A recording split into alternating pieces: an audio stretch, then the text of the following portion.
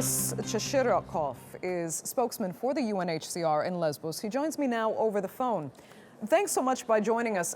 Begin, if you will, by giving us your perspective on whether this new agreement is or can actually work on the ground.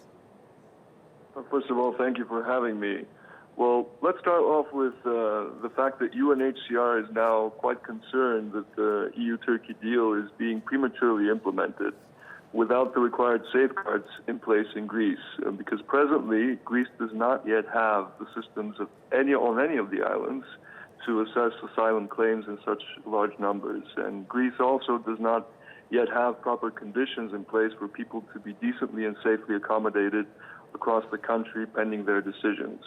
Now, the agreement stipulates that upon arrival in Greece, any person who wishes to seek asylum will receive an individual interview, and their particular circumstances will be assessed.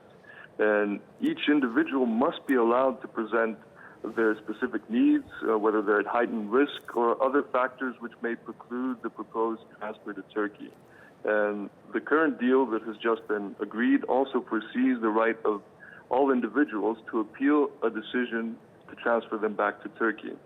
Now, we are hoping as well that family unity will be maintained and that family links will be a mitigating factor in any transfer, and that must be respected. In the same vein, children have to have their best interests identified, and the primary consideration in any of these transfers, particularly when it comes to the circumstances of unaccompanied or separated children, that certainly must be paramount in the decision-making process. So, Boris, it sounds like enforcing this is logistically impossible for Greece, and Greece is rather unfairly being left on its own here. Well, what we need to see is the European Union stepping up. We need to see all the EU institutions that are involved in asylum processing, for instance, the European Asylum Support Office, to come in with significant staff with assets and resources to support the Greek government, because while the Greek government has been quite responsible, particularly over the past few months, in trying to respond to this refugee emergency, Greece can't be left on its own. We've seen over 1 million sea arrivals into Greece over the past 14 months, and as you mentioned earlier, they do continue to come. And we've seen, in fact, in recent weeks, up to 2,000 people arriving in a single day. And already we've had over 85,000 people arriving just in the first 3 months of this year on Lesbos alone. So it's quite a significant number of people that Greece now has to cope with, that needs to process. Many of them will be seeking asylum because the vast majority of everyone is arriving from either Syria or Iraq or Afghanistan.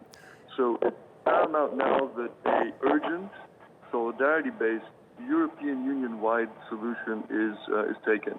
But as you mentioned, Boris, those necessary resources, they're not going to arrive overnight. So is there a risk that this agreement being prematurely implemented, as you said yourself, is there a risk that it can backfire and actually compound the problems already existing? We've already seen quite a lot of burden placed on Greece as the borders have been closing in the north, particularly with the former Yugoslav Republic of Macedonia. We've seen unilateral restrictions being introduced in a number of European states. And at the same time, Greece is receiving the vast majority of everyone arriving in Europe, and now many of them are having to stay for long periods of time on the mainland. What we need to see is, apart from the resources that Europe must commit, the relocation scheme, which was agreed earlier last year, to really come into effect and play out fully, because so far only a few hundred people have been able to leave Greece in an orderly way to one of the European Union member states. We need to see thousands more leave in an orderly, safe way to all of the European Union member states. This isn't just a Greek problem. It's not also a Turkish problem, Turkey being the host of nearly 3 million people now. It isn't a German solution with Germany and Sweden now being the primary destination countries. This is a European-wide phenomenon that needs to be addressed unilaterally together by all the EU member states. Okay, Boris Cheshirkov, we're going to have to leave it there. I'd like to thank you so much for joining us.